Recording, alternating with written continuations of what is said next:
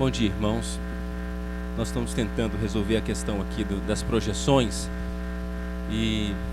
mas nós iremos dar início então a mais essa etapa do curso de verão. Aos nossos visitantes, desde o primeiro domingo de janeiro, nós estamos estudando um tema, chamado, um livro, esse livro o autor é John Piper, Finalmente Vivos. E precisamente o que estamos estudando é o que acontece comigo e com você quando Deus infunde a sua vida em nós. O primeiro capítulo desse livro, ele usa como texto básico o Evangelho de João. E João, muito sabiamente, inspirado por Deus, ele coloca uma questão fundamental, que é a natureza humana corrompida. E essa natureza humana corrompida muitas vezes se aproxima do Senhor Jesus, se aproxima de Deus, de uma maneira também totalmente equivocada, com expectativas que não correspondem à proposta do nosso Deus. É assim que o Evangelho começa, quando ele diz que Jesus faz milagres. Isso está lá no capítulo 2 de João. Convido os irmãos a abrirem a Bíblia ali.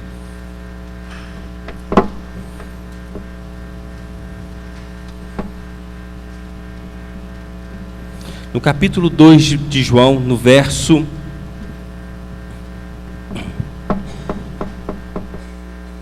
23, estando ele, Jesus, em Jerusalém, durante a festa da Páscoa, muitos, vendo os sinais que ele fazia, creram no seu nome. Agora é interessante qual é a resposta de Jesus a esse movimento dessas pessoas, dessa multidão até ele.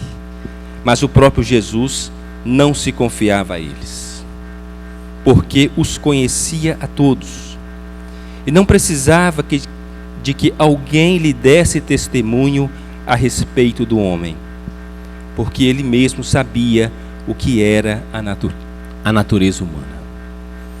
E é nesse preâmbulo, a partir desse preâmbulo, que João vai dizer, no capítulo 3, a necessidade de nascer de novo, que é feito por Jesus. O capítulo 3 mostra que, além da multidão, um outro homem religioso, destacado em Israel, conhecedor da lei, ele também se aproxima de Jesus.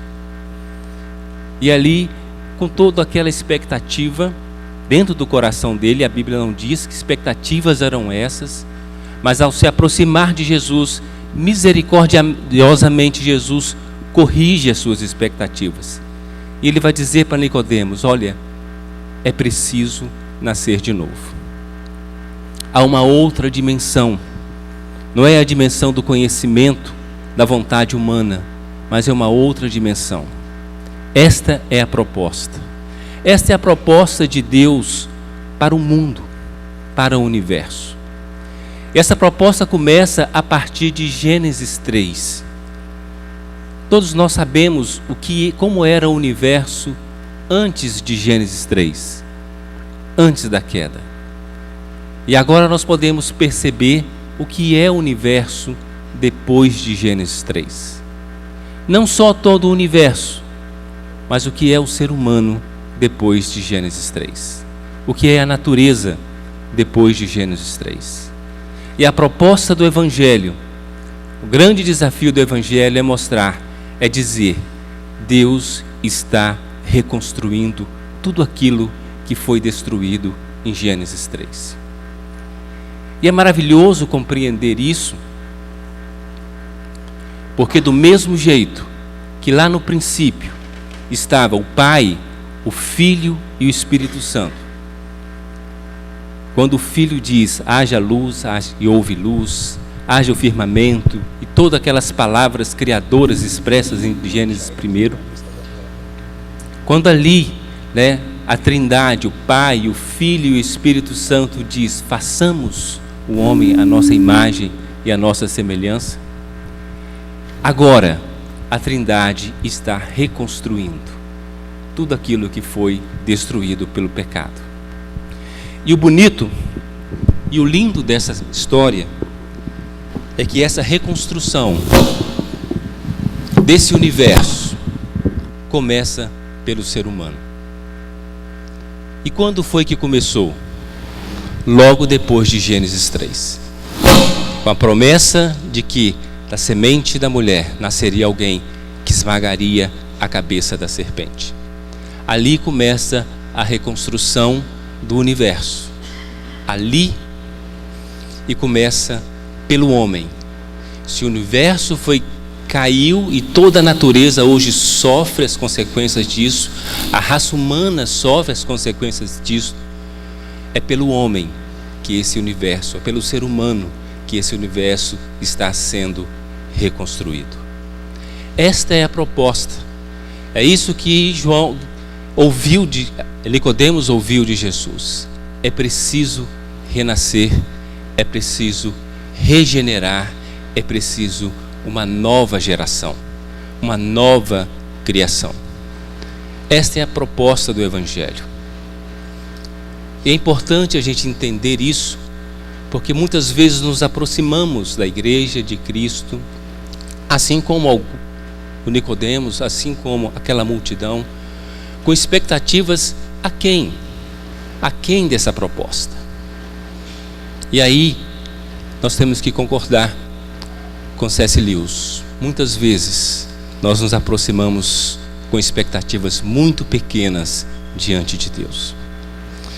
E essa é a proposta desse curso, mostrar essa regeneração que começou com o homem.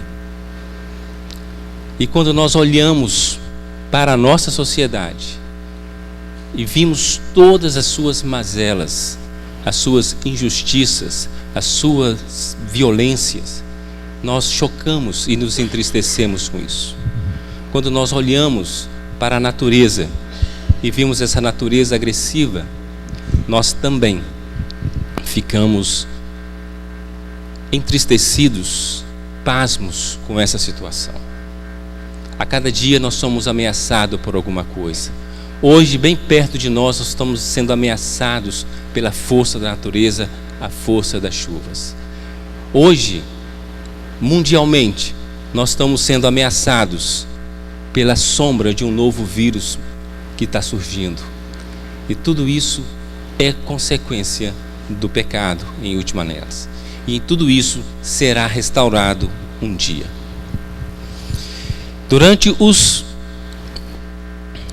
Eu acho que vou ter que passar por aí.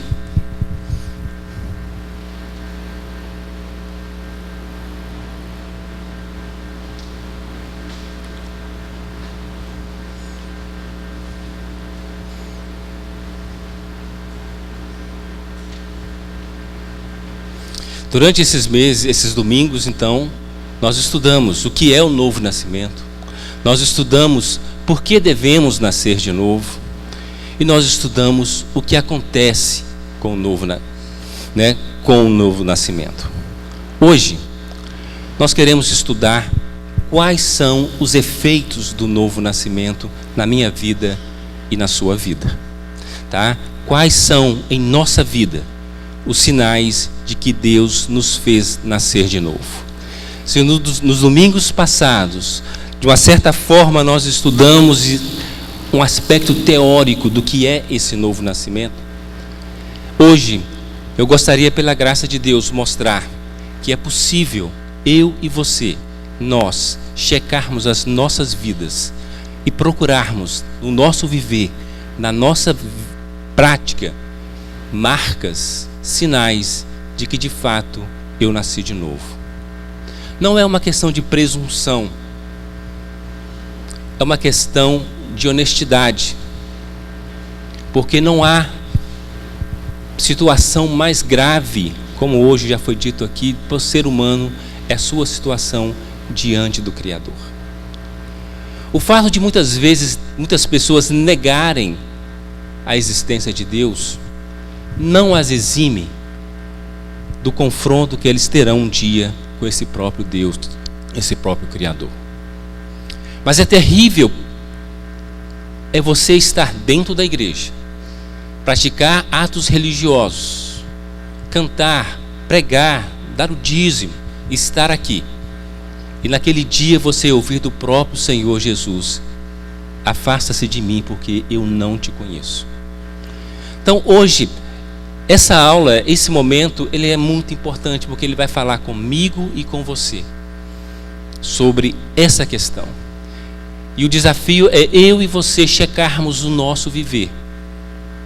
Se porventura não há toda a plenitude dessa vida, o momento é este, de humildemente pedir que o Santo Espírito mude o nosso viver. Fale conosco, mude a nossa vida. Para o estudo dessa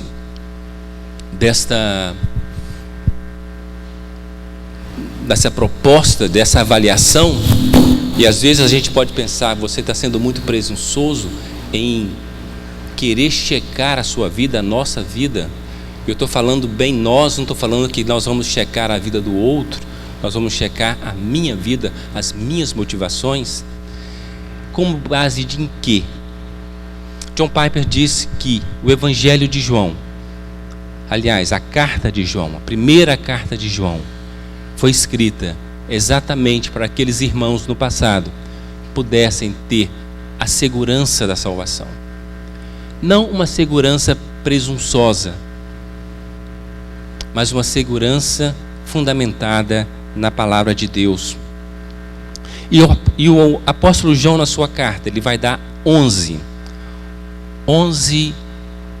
indicativos de que você pode checar quais são os efeitos do novo nascimento na sua vida. Quando eu digo novo nascimento na sua vida, eu quero dizer que Deus, em determinado momento, soberanamente, independentemente da sua vontade, do seu conhecimento, da sua força, Ele infundiu na minha vida e na sua vida a vida dele. E como foi trabalhado isso é um novo nascimento. Então João vai dizer pelo menos 11 características. Eu não sei se consegue aí, Vitor, você atualizar. Aqueles que nasceram de Deus guardam seus mandamentos. Então qual é a relação minha com os mandamentos de Deus? Não uma relação formal, mas uma relação íntima, prazerosa, ou é um fardo os mandamentos de Deus? Aqueles que nasceram de Deus andam como Cristo andou, expressando o amor. Aqueles que nasceram de Deus não odeiam as outras pessoas, muito pelo contrário. Aqueles que nasceram de Deus amam as pessoas. Aqueles que nasceram de Deus não amam o mundo, muito pelo contrário. Há uma ruptura dos valores do mundo com os valores daqueles que nasceram de Deus. Aqueles que nasceram de Deus confessam o Filho e o recebem, como hoje foi muito bem colocado pelo nosso irmão Rômulo. Aqueles que nasceram de Deus praticam a justiça. O nascer de Deus não é algo teórico, não é algo que fica apenas no campo do espiritual.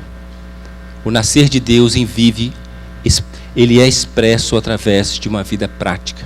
E a prática aqui é a prática da justiça. Aqueles que nasceram de Deus não vivem na prática do pecado. Aqueles que nasceram de Deus pecam. João vai dizer isso e nós vamos ver. Mas a relação do pecado com aqueles que nasceram de novo é uma relação de tristeza, de conflito, de angústia e não de prazer. Aqueles que nasceram de Deus possuem o Espírito de Deus. E quando pecamos, esse Espírito que está dentro de nós, a evidência é que nós nos entristecemos. Aqueles que nasceram de Deus ouvem submissamente a palavra apostólica como palavra de Deus e procuram aplicá-la na vida. Aqueles que nasceram de Deus creem que Jesus é o Cristo encarnado. E aqueles que nasceram de Deus vencem o mundo. Neste momento da nossa vida, nascer de Deus não significa perfeição. Não é essa a proposta de olharmos para toda essa lista e dizer: eu sou perfeito. Eu já estou pecando aí pela minha soberba. E também, nascer de Deus não significa um alvo que não se consegue alcançar, tá? Não é perfeição e também não é deserção. Os cristãos não são impecáveis. Os cristãos não quer dizer, João não está querendo dizer que os cristãos não pecam. Não, eles pecam. Mas o ato de pecar produz no cristão, naquele que nasceu de novo, algo interno que o faz correr do pecado, né?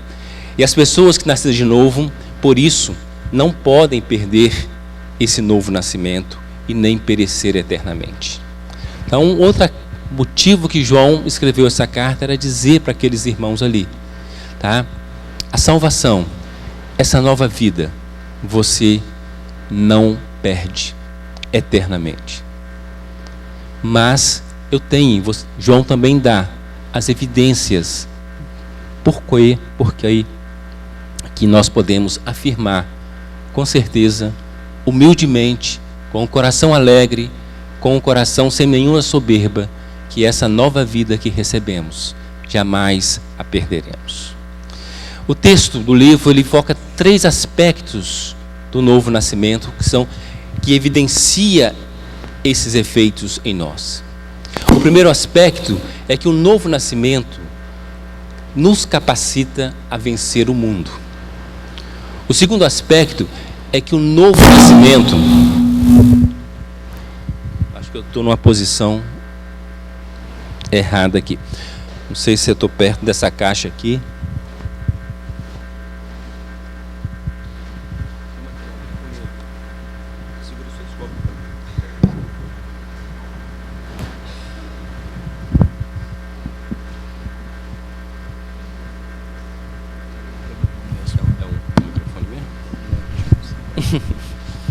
Bom, então são 3 aspectos. O primeiro aspecto, que é o novo nascimento, nos capacita a vencer o mundo. O segundo aspecto é que o novo nascimento nos capacita a lidar com o pecado que tenazmente nos assedia. E o terceiro aspecto é que o novo nascimento nos capacita a amar. Na verdade, a grande evidência do novo nascimento, quem nasceu de novo é um ser que ama. Então, são esses 3 aspectos agora que nós iremos nos aprofundar um pouquinho mais. E para isso eu convido os irmãos, então, a abrir as Bíblias no 1 João, capítulo 5. Nós iremos ler os versos de 1 a 5, para entender e ver como João demonstrou que o novo nascimento capacita-nos a vencer o mundo. 1 João, capítulo 5, versos de 1 a 5.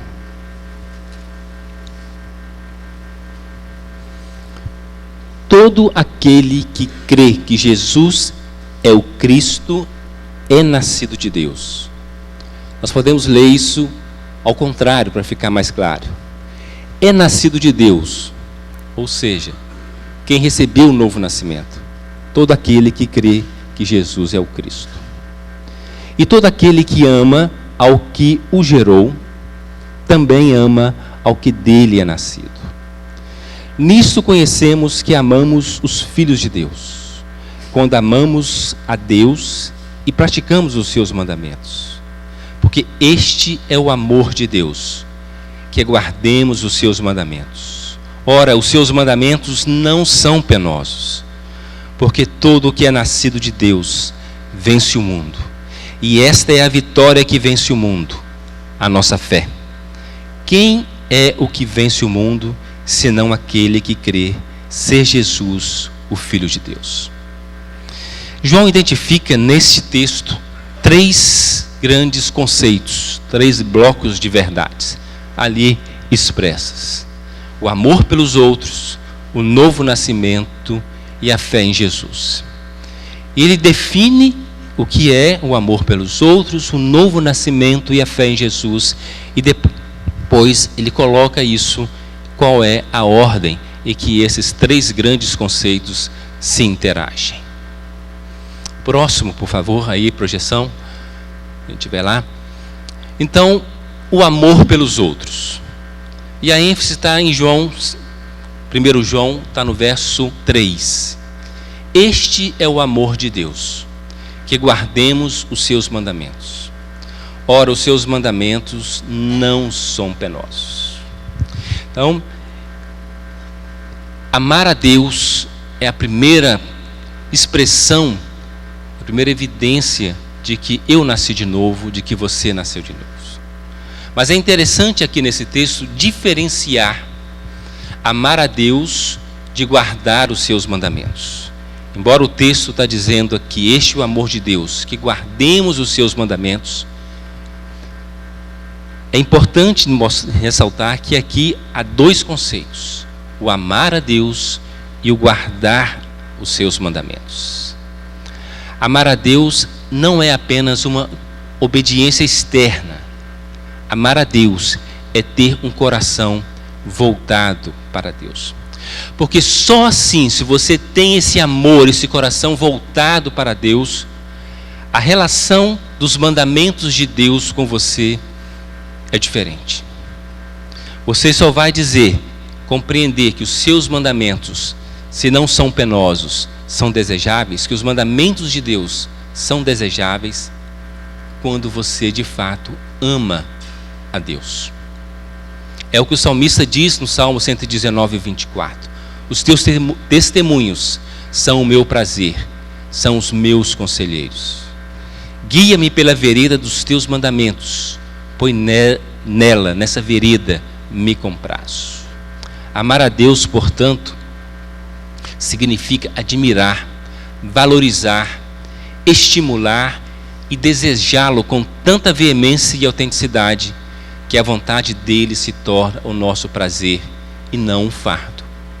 É por isso que João vai dizer no capítulo 3, os seus mandamentos não são penosos. Os mandamentos de Deus, para a pessoa que é nascida de novo, são prazerosos, dão alegria, dá sentido à vida. É nesse aspecto que primeiro precisamos amar a Deus. E quando amamos, os seus mandamentos não são penosos, eles são prazerosos. Os mandamentos que um dia nos condenavam, agora ele é motivo de alegria e prazer, porque nós temos deleite em fazer. E fazemos isso porque nascemos de novo. Esse é o aspecto. E quais são esses mandamentos? Aqui, o que João está em mente quando ele diz que os seus mandamentos não são penosos?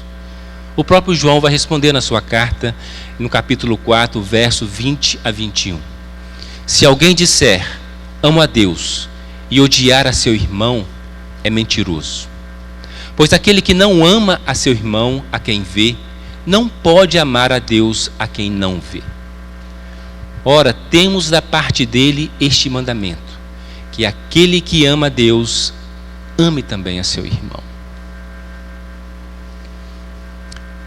E João ainda reforça esse mandamento. Todo aquele que crê que Jesus é o Cristo é nascido de Deus, e todo aquele que ama ao que o gerou, também ama ao que dele é nascido.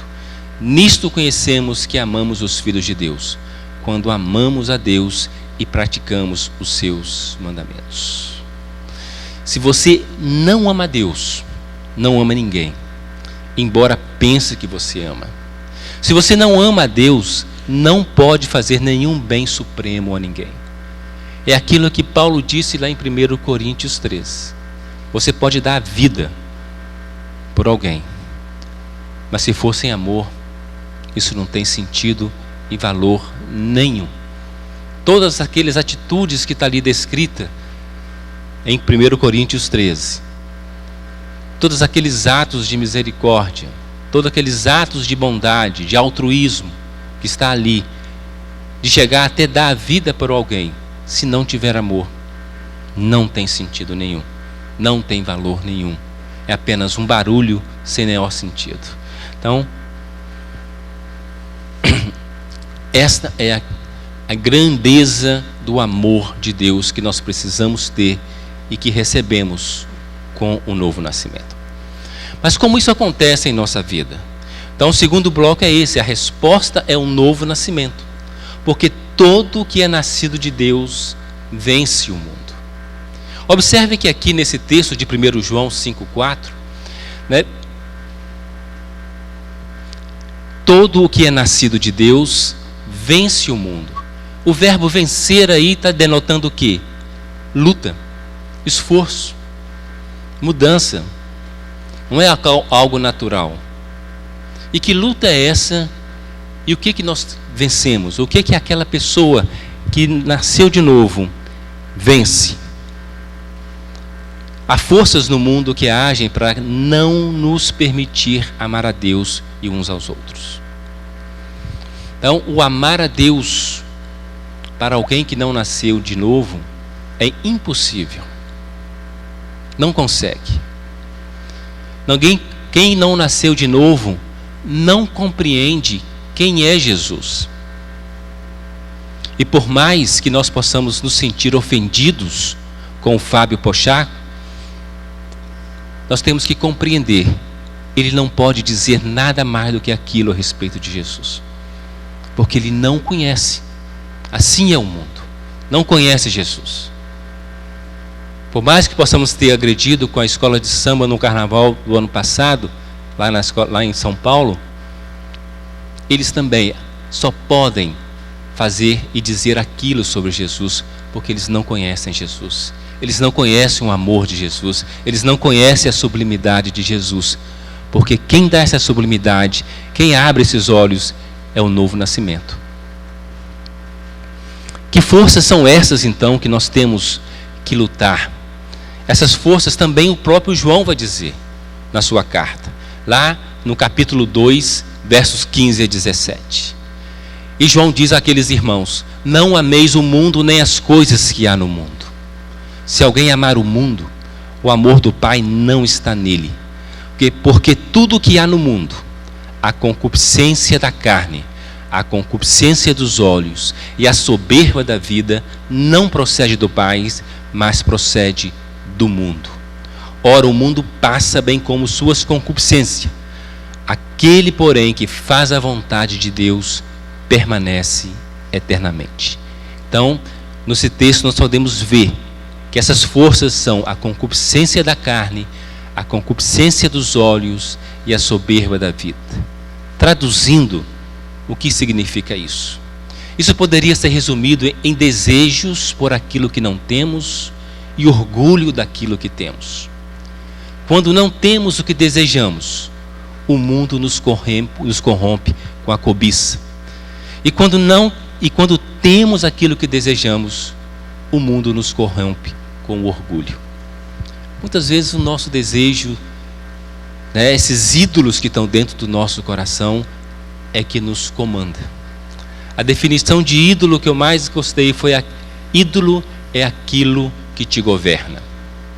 Às vezes o que te governa é o cargo, às vezes o que te governa é um relacionamento, às vezes o que te governa é o carro do ano, às vezes o que te governa é a marca da roupa que usa, o status que você tem. Essas coisas são ídolos, e essas coisas que muitas vezes nós queremos e pedimos muitas vezes. E a nossa tragédia como seres humanos é que muitas vezes nós nos aproximamos de Deus buscando estas coisas. E na verdade, isso é tão paradoxal, porque são essas coisas que nos governam, pelas quais nós suspiramos, que de fato são os nossos deuses, são os nossos ídolos. Nós vimos para um templo, estamos diante de Deus, mas na verdade adoramos outro Deus. E esse Deus Todo-Poderoso é apenas o gênio da lâmpada, mais nada, tá? Então, isso é importante, porque essas forças, a principal razão porque não amamos a Deus e achamos ser bastante árduo amar as pessoas, são os nossos anseios pelas coisas do mundo. O fato de acharmos que os mandamentos de Deus são pesados, é um fardo?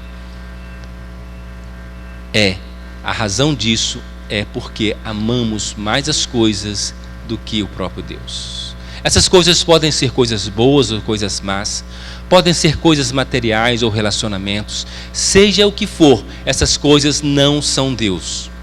E quando ansiamos por elas mais do que por Deus, elas são ídolos. Tomam o lugar do amor de Deus e do lugar de amor às pessoas. Passamos a amar. Estamos aqui dentro, muitas vezes, com essa motivação. E ao estar aqui, nós estamos enganando a nós mesmos. Por isso hoje é importante nós pararmos e refletir: o que me motiva? Qual é a expectativa que eu tenho em relação a Deus? Por que eu estou aqui? Porque eu cresci aqui, nasci aqui e acostumei a estar aqui? Não há nenhuma alegria dentro do meu coração por Cristo? Essa sublimidade, compreender que Ele é superior aos anjos, que Ele é o absoluto do universo. Isso não, dentro de mim não produz nenhuma alegria, nenhum louvor, nenhuma confiança. Isso é o que nós temos que checar hoje. Por quê? Qual é a solução para essas coisas? Primeiro, João também vai dizer no capítulo 5, versos 3 a 5. Amar a Deus e aos outros não é um fardo, porque nascemos de novo. E este novo nascimento vence o mundo. Todo o que é nascido de Deus vence o mundo. Então, o que nos faz nos libertar das amarras do mundo, o que nos liberta de termos essas cobiças por coisas materiais, cargos, relacionamentos, cobiçarmos e suspirarmos por outras coisas que não seja Deus, é o novo nascimento que faz isso. É Ele que vai, quando Deus infunde em nós, naquele momento da nossa vida que nós estamos como que encantados pelo mundo, adormecidos como a bela adormecida, dormindo um sono de morte, mas Ele se aproxima, como o príncipe também se aproxima, e toca e beija a bela adormecida, e nós também, e ela desperta, nós também somos despertados desse sono de morte, quando Deus, por Jesus Cristo, se aproxima de nós, toca em nós, infunde em nós vida, e nós despertamos para uma nova realidade. Vencer o mundo significa que os desejos da carne, dos olhos e o orgulho pelas posses não nos dominam mais. Seu poder foi quebrado. Isso é o efeito do novo nascimento em nossa vida. E como isso acontece? Como isso se processa dentro de nós? Pela fé. A fé em Jesus. E João vai dizer no capítulo 5, no verso 4: e esta é a vitória que vence o mundo, a nossa fé. John Piper vai dizer: a obra mais imediata e decisiva de Deus no novo nascimento é que a nova vida que nós recebemos, que Ele produz, percebe o valor supremo de Jesus acima de todas as coisas. Então, esta é a fé salvífica. A fé salvífica não é uma fé intelectual, onde você pode aí concordar intelectualmente, razoavelmente com tudo que está se dizendo. A fé salvífica é muito mais profunda do que isso. Ela mexe com as suas emoções, ela transforma o seu coração, ela mexe com as suas vontades, tá? Então nós somos libertos dessas amarras do mundo, tá?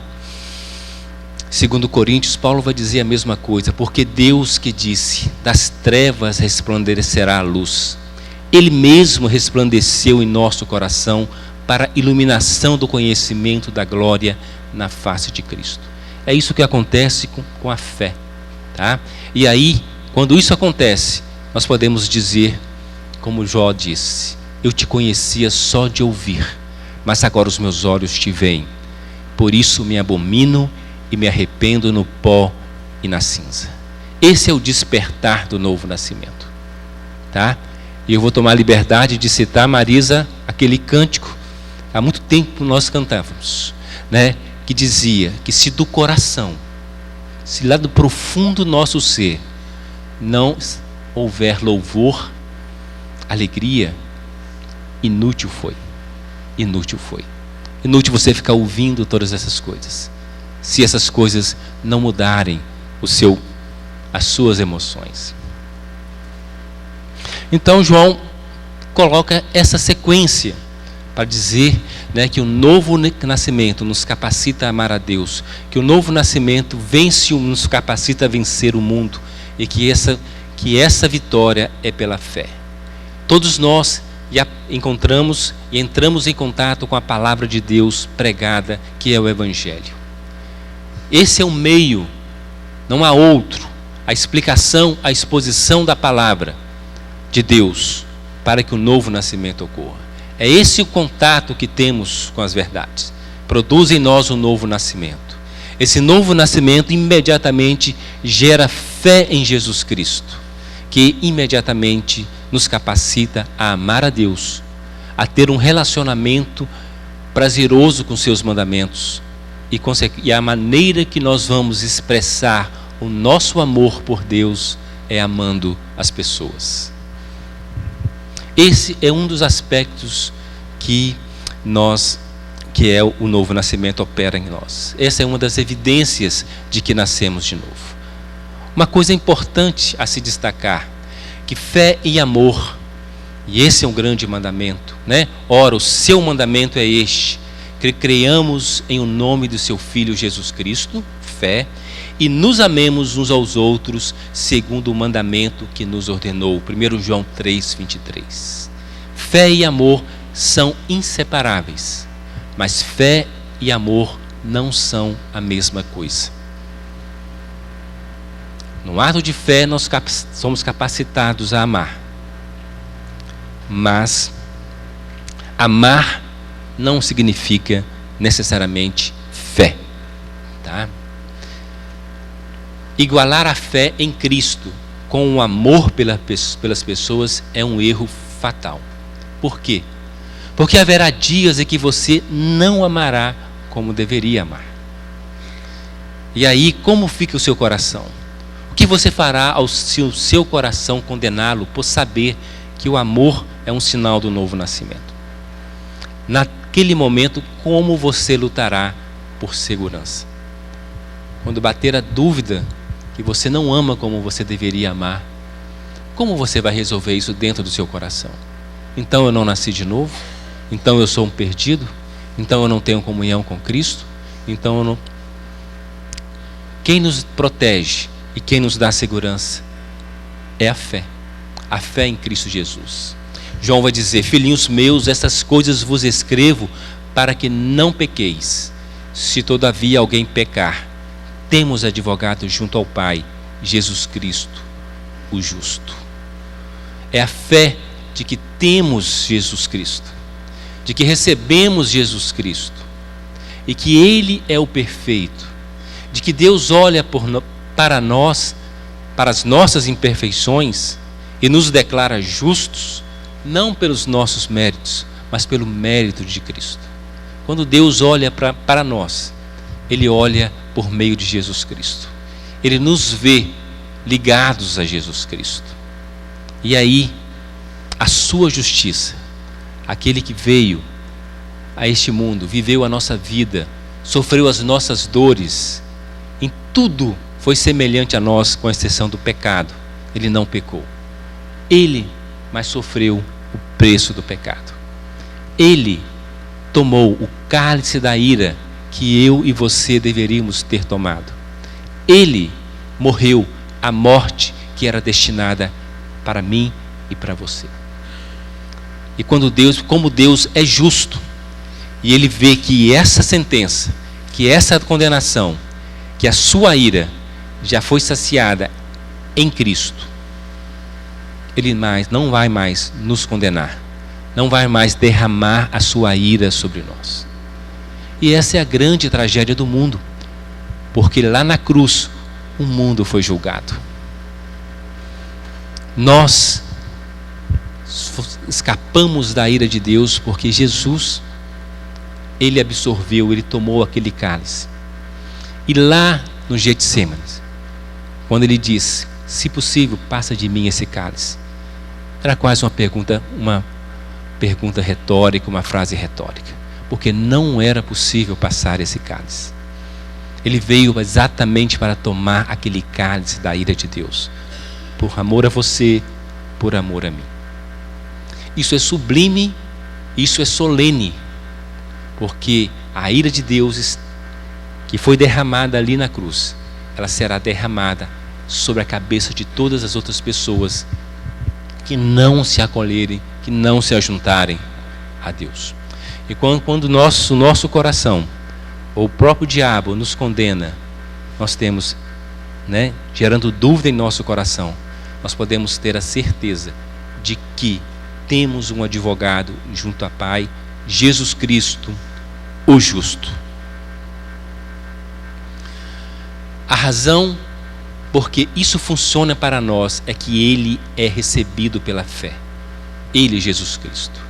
E quando a fé o recebe, ele é tudo de que precisamos diante de Deus. Ele é a nossa justiça, a nossa perfeição, nós que somos imperfeitos, o nosso amor perfeito, nós que amamos imperfeitamente.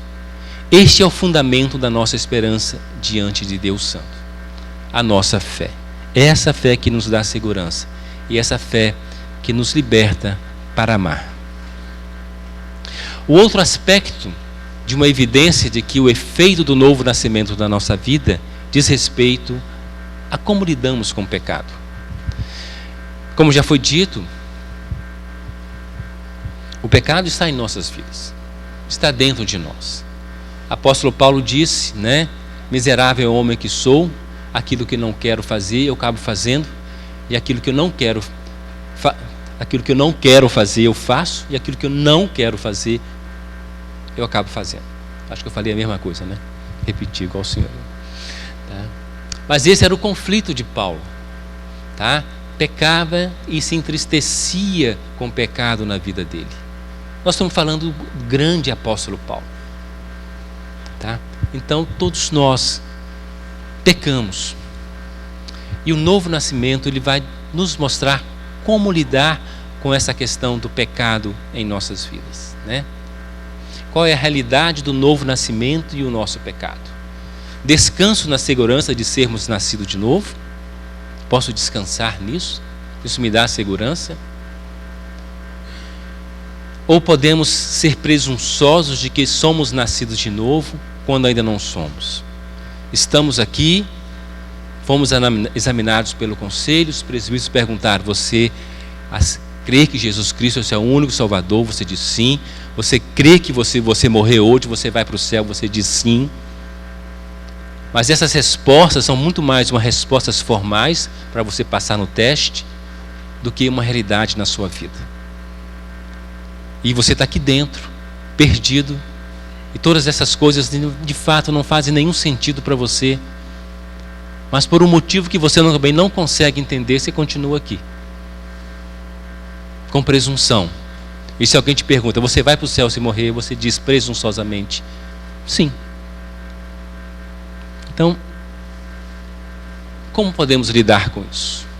Como podemos ter prazer na segurança de sermos nascidos de novo e, apesar disso, não tratar com leviandade a pecaminosidade de nossa vida, uma vez que isso está em desarmonia com a natureza do novo nascimento? João também vai escrever isso e vai dizer: essas coisas vos escrevi a fim de saberdes que tendes vida eterna, a vós outros que credes no nome do Filho de Deus. Nós temos a vida eterna, tá? Em verdade vos digo, quem ouve a minha... E agora é Jesus dizendo no Evangelho de João: em verdade vos digo, quem ouve a minha palavra e crê naquele que me enviou, tem a vida eterna. Não entra em juízo, mas passou da morte para a vida. Porque o juízo que eu deveria e você deveríamos passar, Cristo passou para nós. A morte que nós deveríamos sofrer, Cristo morreu por nós. Tá? Esse é o efeito da cruz. Mas naquela época de João havia um problema. Havia um falso ensino ali na igreja, começando a minar e a deturpar essa verdade maravilhosa. E João então escreve: amados, não deis crédito a qualquer espírito. Antes provai os espíritos se procedem de Deus, porque muitos falsos profetas têm saído pelo mundo afora. Nisto conhecereis o Espírito de Deus. Todo espírito que confessa que Jesus Cristo veio em carne é de Deus. E todo espírito que não confessa a Jesus não procede de Deus. Pelo contrário, este é o espírito do anticristo, a respeito do qual tendes ouvido que vem e presentemente já está neste mundo. Tá? Havia aqui uma deturpação do ser de Cristo. Havia aqui um ensino de que Cristo era diferente do homem Jesus. E isso então estava dissociando a natureza espiritual de Cristo da sua encarnação. Neste momento, esse ensino estava desvalorizando, negando a encarnação de Cristo. E como John Piper disse, uma cristologia ruim produz uma moralidade ruim. Esse modo de entender a pessoa de Cristo separada da encarnação tinha evidentemente um efeito prático e moral no modo como esses falsos mestres entendiam a vida cristã. Tá? E que efeitos são esses? Assim como eles desligavam a pessoa de Cristo da vida física, do cotidiano comum, eles desligavam o ser um cristão da vida física comum, da prática comum. Criava-se então uma separação entre vida espiritual e vida prática. O que você faz na sua vida prática não tem nada a ver com a sua vida espiritual. Era isso que eles estavam ensinando. É o que você faz, e é isso que muitas vezes nós temos. Muitas vezes esse é o nosso erro. Na igreja eu sou desse jeito. Depois que eu entro da porta para cá, eu sou altamente espiritual. Mas eu saí daquela porta ali, lá nos meus negócios, a coisa é diferente. Lá dentro de casa, a coisa é diferente. Eu não expresso amor mais. Não, eu mudo. Eu não pratico mais a justiça. Então, esse é um dos nossos grandes erros. Acharmos que sentimos uma grande alegria por Deus. Cantamos a plenos pulmões, como cantamos aqui. A veia jugular chega quase a estourar de tanta alegria que nós cantamos. Nos emocionamos com os sermões, nos emocionamos com a palavra de Deus, de que isso é isso que nós queremos. Ser cristão é isso. Isso é um falso ensino. Isso não é evidência de novo nascimento. João vai dizer: filhinhos, não vos deixeis enganar por ninguém. Aquele que pratica justiça é justo, assim como ele é justo. Ser justo é viver a vida de maneira justa, praticar justiça. A ênfase aqui nesse versículo é a prática da justiça. Nós não podemos dissociar a nossa vida prática da nossa espiritualidade. Nós não podemos. Isso é engano. Tá? Se sabeis que ele é justo, reconhecei também que todo aquele que pratica a justiça, a ênfase novamente na prática da justiça, é nascido dele. Tá? As ações dos cristãos confirmam a sua nova natureza. Todo aquele que é nascido de Deus, ou seja, todo aquele que recebeu o novo nascimento, não vive na prática do pecado, pois o que permanece nele é a divina semente. Ora, esse não pode viver pecando, porque é nascido de Deus. Tá? A nova presença de Deus não se harmoniza com o padrão de comportamento pecaminoso. Na regeneração, a nova criação em Cristo tem efeitos reais e inevitáveis de obediência em nossa vida física. Estarmos insensíveis ao nosso pecado é um perigo. João vai dizer: se dissermos que não temos pecado nenhum, a nós mesmos nos enganamos e a verdade não está em nós. Talvez você vai dizer: eu nunca disse que eu sou santo. Talvez você vai dizer: eu nunca disse que eu não tenho pecado. Mas a questão, às vezes, nos nossos dias não é esse. O que eu quero chamar, o quanto você sofre pelo seu pecado. O quanto você valoriza o momento do culto de confissão do pecado? Você realmente é contristado naquele momento? Você se entristece naquele momento? A insensibilidade ao pecado, muitas vezes, é uma maneira de dizer que não temos pecado. Se dissermos que não temos pecado nenhum, a nós mesmos nos enganamos e a verdade não está em nós. E essa insensibilidade ao pecado gera uma coisa terrível. Filhinhos meus, essas coisas eu vos escrevo para que não pequeis. Se todavia alguém pecar, temos advogado junto ao Pai, Jesus Cristo, o justo. A questão é que a insensibilidade ao nosso pecado nos leva a não precisar de Cristo, a não valorizar Cristo, a não valorizar a justiça de Deus. E isso é terrível nas nossas vidas. Isso é grave e sério em nossas vidas, quando nós nos tornamos insensíveis aos nossos pecados.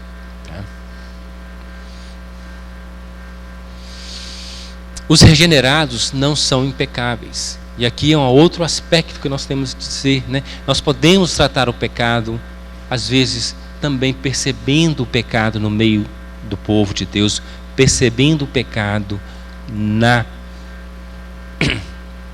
vida do meu irmão. Se alguém vir a seu irmão cometer pecado não para a morte, pedirá e Deus lhe dará vida. Aos que não pecam para a morte. Há pecados para a morte, e por isso não digo que rogue. Toda injustiça é pecado, e há pecado não para a morte. É grave. E aí nós podemos depois discutir, o pastor Jaildo pode esclarecer o que significa esse pecado para a morte. Já fica aí, a primeira pergunta.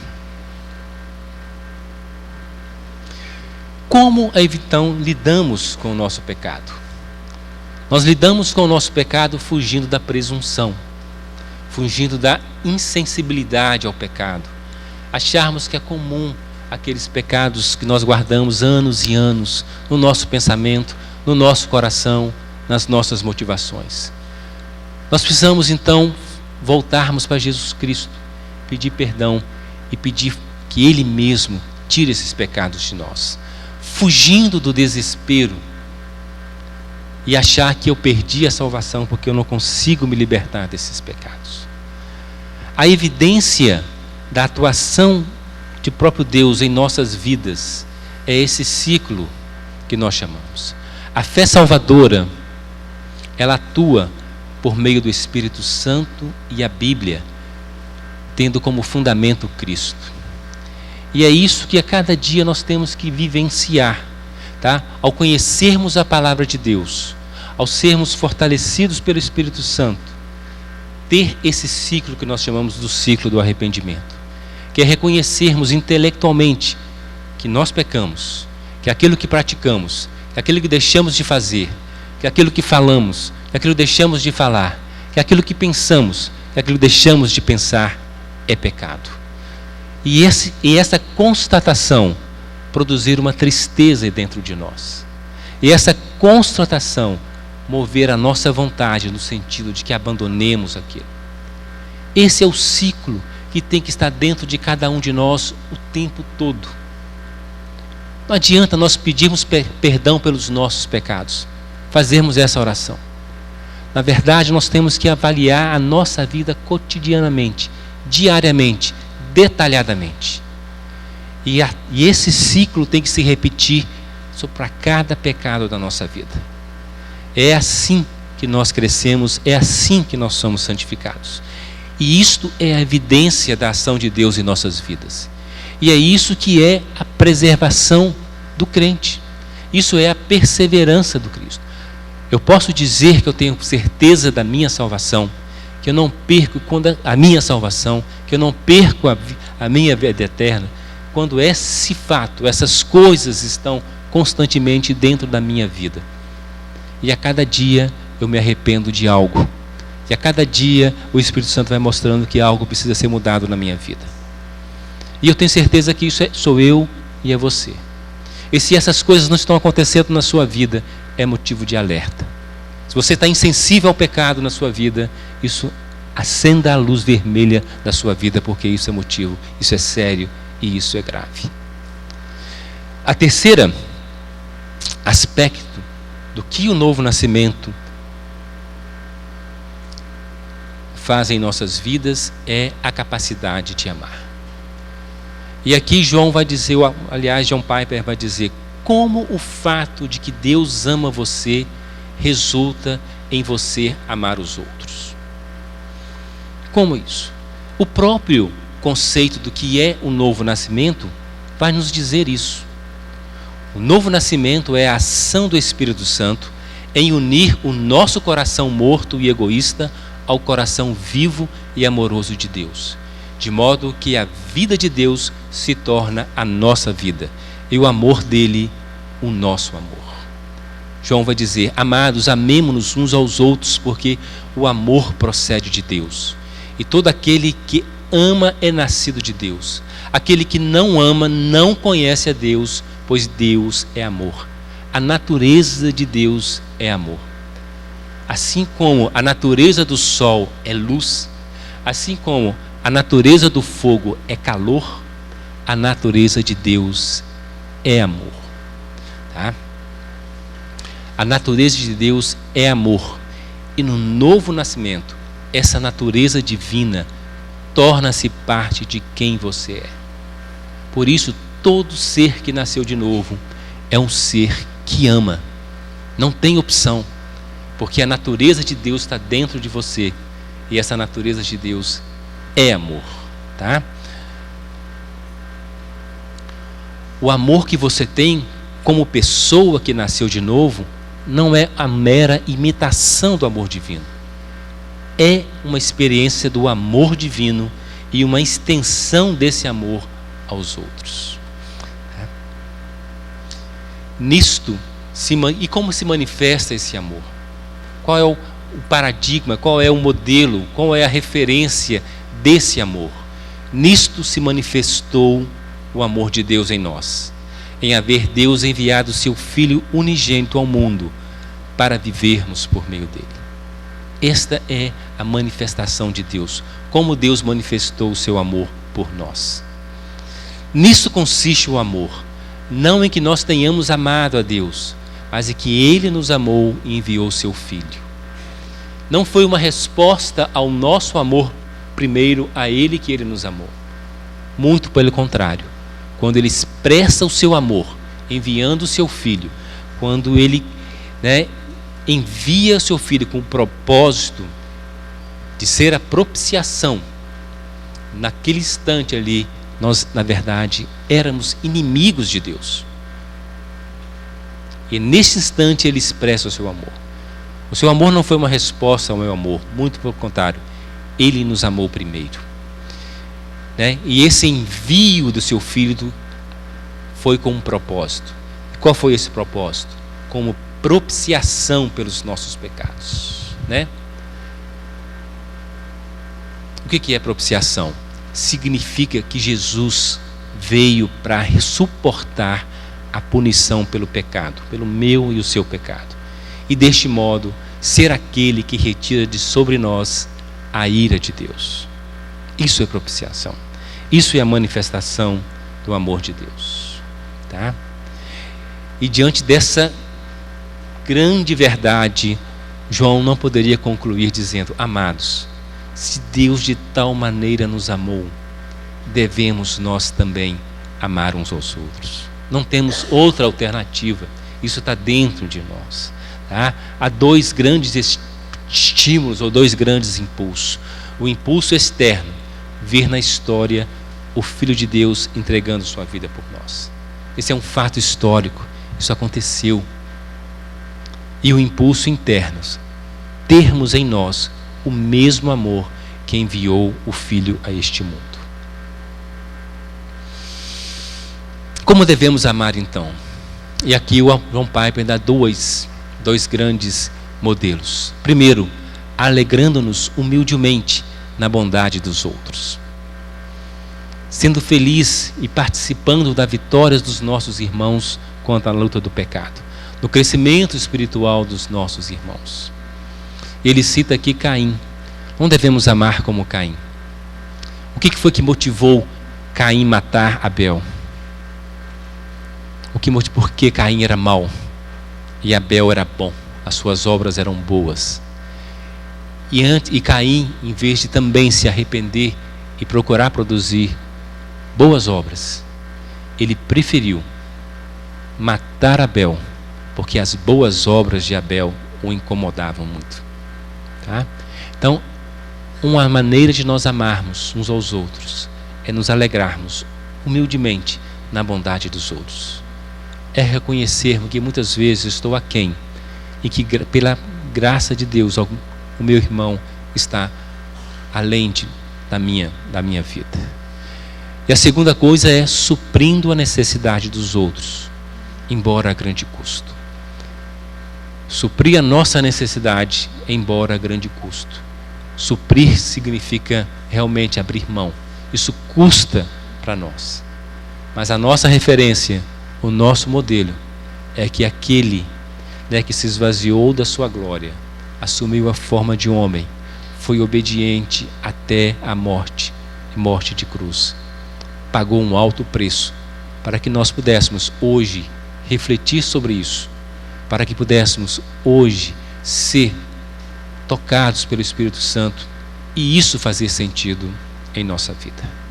Essas são as 3 evidências de que eu e você nascemos de novo. Vencemos o mundo. Sabemos lidar corretamente com o pecado em nossa vida, não nos tornamos insensíveis a este pecado. E amamos aos outros como Deus nos amou. Esse é o desafio.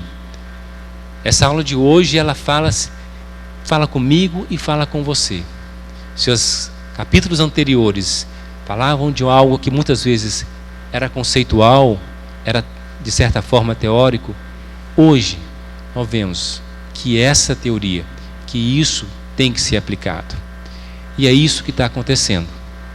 É dessa maneira que Deus está reconstruindo o universo, começando por mim e começando por você, graciosamente. Que o Espírito Santo possa ensinar, possa colocar no seu coração, no meu coração, aquilo que eu não pude falar, aquilo que eu não consegui explicar. E a minha oração é essa, que Ele mesmo nos ensine. Amém.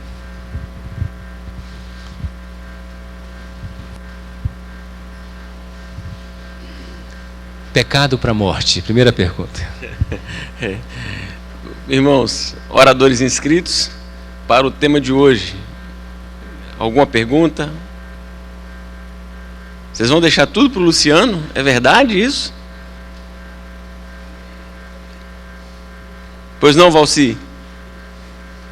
Ah, tá. Alguma pergunta, meus amados irmãos? Então, já que não temos oradores inscritos, nós vamos orar mais uma vez, agradecendo a Deus pela vida do presbítero Ulisses, lembrando à igreja a importância de, no ambiente doméstico, com a família, orar em favor do culto à noite, pedir a Deus a sua bênção, pedir a Deus o seu favor, e tomar a iniciativa de convidar alguém, de ligar, de enviar uma mensagem, de insistir, de se colocar à disposição, é muito importante, tá? Então nós vamos orar nesse momento. Eu quero convidar você a ficar de pé. Logo após a oração, estamos assim despedidos. Desejo a todos um bom domingo, um bom almoço em família. Deus abençoe. Graças te damos, ó Deus, pela vida do teu servo, nosso irmão presbítero Ulisses. Pedimos a tua bênção sobre ele, na continuidade dos seus estudos, do seu aperfeiçoamento, para continuar, ó Deus, te servindo, te honrando, expondo a tua palavra. Pedimos a tua bênção sobre ele e sobre sua família, bem como sobre os preletores que antecederam o presbítero Ulisses. Pedimos a tua bênção sobre nós, ó Deus, na assimilação da mensagem que ouvimos. Pedimos a tua graça para que possamos praticar, para que possamos vivenciar, ó Deus, as bênçãos do novo nascimento. É possível pela ação do teu Espírito, que gerou em nós uma nova vida, unindo, ó Deus, a nossa vida antes destroçada, na vida do próprio Senhor. Por isso te bendizemos, por isso te exaltamos, por isso te glorificamos. Agora, Deus, pedimos que sejamos despedidos em paz e em segurança. Guarda-nos, Deus, do mal e prepara-nos para que possamos retornar para o culto à noite. Conceda-nos assim a tua graça. Oramos em nome de Jesus. Amém. Deus abençoe e bom almoço a todos.